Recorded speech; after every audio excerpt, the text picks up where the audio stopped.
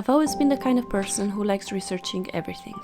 If I'm interested in something, I like to learn as much as I can about it. I read articles, books, watch videos, make lists, compare information, and try to prepare myself as much as possible. So when I found out I was pregnant, that's exactly what I did. Learning about my pregnancy, giving birth, and newborns. I read a lot, watched videos, I listened to other moms' experiences, I made plans, checklists, and prepared myself for every stage I could think of along the way. I felt as ready as I could be. Or at least I thought I was. Because despite all that research, there was one thing nobody prepared me for. I was not prepared for how much I would lose myself as a person, my identity. I remember looking in the mirror one day and not seeing myself anymore. Everything that made me me seemed to have disappeared.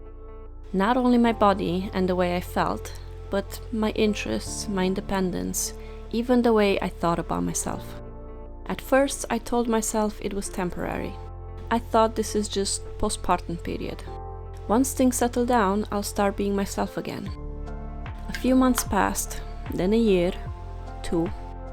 It took me a long time to understand that I was becoming someone completely different. Motherhood hadn't simply interrupted my identity, it has changed it overnight. Nothing could have prepared me for those first months after giving birth. My baby cried for hours, especially in the afternoons and throughout the night. And I'm not talking about the normal kind of crying that you hear from a baby. To me, it sounded like someone was torturing him. The kind of cry that makes your heart race, and every instinct in your body tells you that something is wrong. We went to appointment after appointment, looking for answers. But every time I heard the same thing. He looks perfectly fine. It's just a phase. It will get better. It's just colic.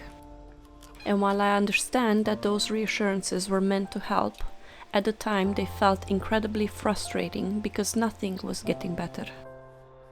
In fact, things felt impossible. I'll talk more about that experience in another video because it deserves its own story.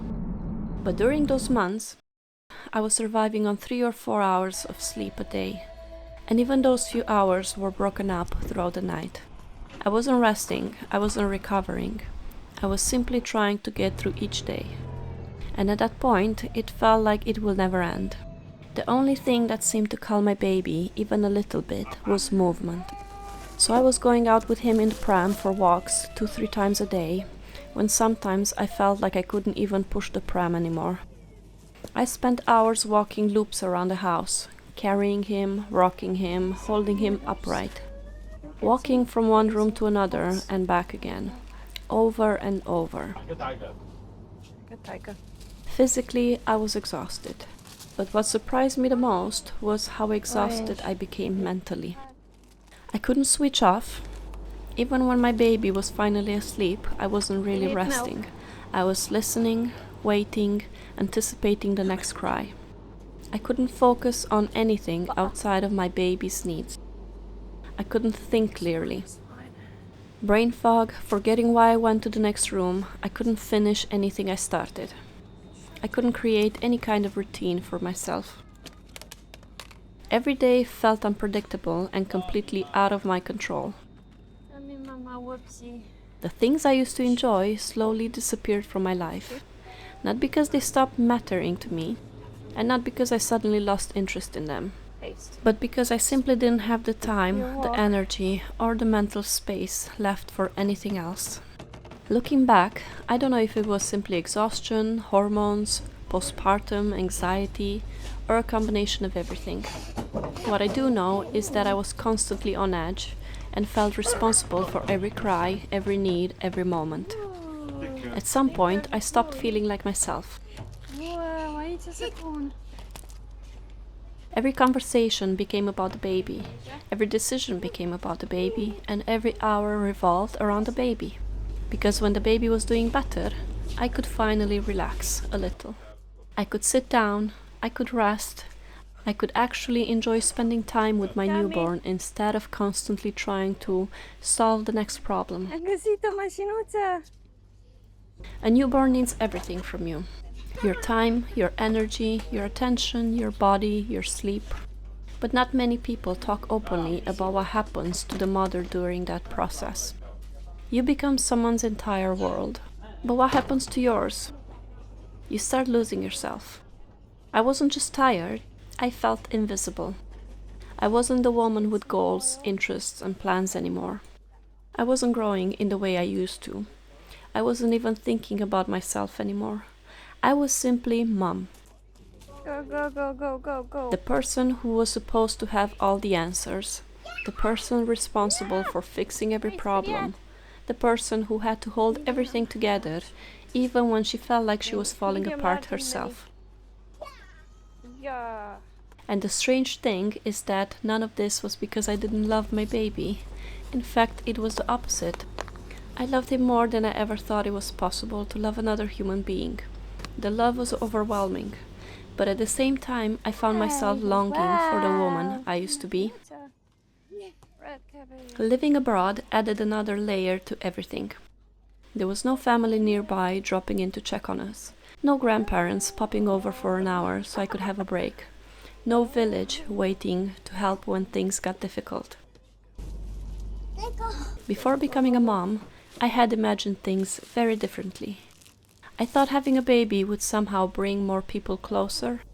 I imagined more visits from family and friends, wanting to spend time with the newest member of our family. I imagined myself going to baby groups, spending time at the park, meeting other moms, building friendships, and becoming part of a community. I thought motherhood would make me more social. Good job. I thought it would connect me with more people, but that wasn't my experience. The reality was much quieter and much lonelier. Most days it was just me and my baby. There were moments when I felt incredibly isolated and lonely. And I know many moms living abroad will understand this feeling. You're not only raising a child, at the same time you're trying to build a life far away from home. You're creating your own support system. Looking back, I think that loneliness played a very big role in my identity loss. At some point, my son's health started to improve after a visit to A&E. And with that, everything slowly began to change. Say hi. The relief I felt is difficult to put into words. After months of crying, discomfort, and feeling like I was completely trying to solve a problem, I finally started seeing a happier baby. And it felt like it happened overnight. He was smiling, he was cooing, he had energy, he was a happy baby. And for the first time, I could put him down without hearing him cry. Maybe a cute little protest sometimes, but that's about it. For the first time, he seemed comfortable in his own little world, and that changed my world too. I found myself living day by day, focused on his happiness. Seeing him happy brought me so much joy. Watching him discover new things brought me joy. His laughter brought me joy. Him sleeping peacefully brought me so much joy. Without realizing it, I started seeing life through his eyes.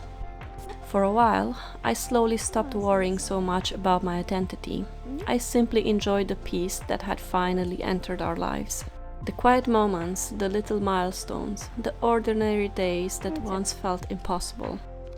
Life wasn't perfect. He still wasn't sleeping through the night and was waking multiple times. I was still exhausted. I was still hearing phantom cries, something I had never even heard of before becoming a mom. Sometimes the baby wasn't even nearby. I heard it everywhere, in the shower, while washing dishes, even when trying to fall asleep. But the anxiety I got from his crying that had consumed me during those early months was slowly starting to fade.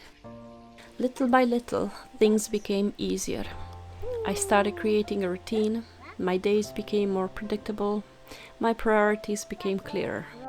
And for the first time in a long time, I had enough mental space to think about myself again. Not the person I used to be, but the person I was becoming. I wasn't looking to find my old self anymore. I was looking to discover my new self. And that shift changed everything. Because the goal was never to go backwards. The goal was to understand who motherhood had shaped me into. Slowly, I started building a new version of myself, a stronger version, a more resilient version, a version that had survived some of the hardest days of her life and was still standing.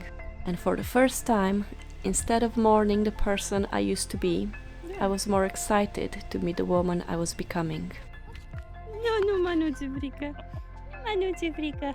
Looking back, I wish someone had told me this. It's okay to grieve your old life, it's okay to miss your freedom, and it's okay to miss parts of yourself. That doesn't mean you love your child any less. It simply means you're human. Motherhood is beautiful, but it's also one of the biggest identity changes a woman can experience. And sometimes it just takes some time to understand who you are on the other side of that change. Today, I don't feel like the person I was before becoming a mom. But I don't think that's a bad thing anymore. I am different, stronger in some ways, more patient in some ways, and more exhausted in some ways too. But I am slowly becoming someone new. And if you're currently in that stage where you feel lost, please know that you're not alone. You haven't disappeared, you're evolving. And one day you look back and realize that while motherhood changed your identity, it didn't take it away. It simply helped you build on it and create a new one. If you've ever felt this way after becoming a parent, I'd love to hear your story in the comments. And if you're a mom living abroad like me, let me know where you're watching from. Thank you so much for watching and see you next time. Bye!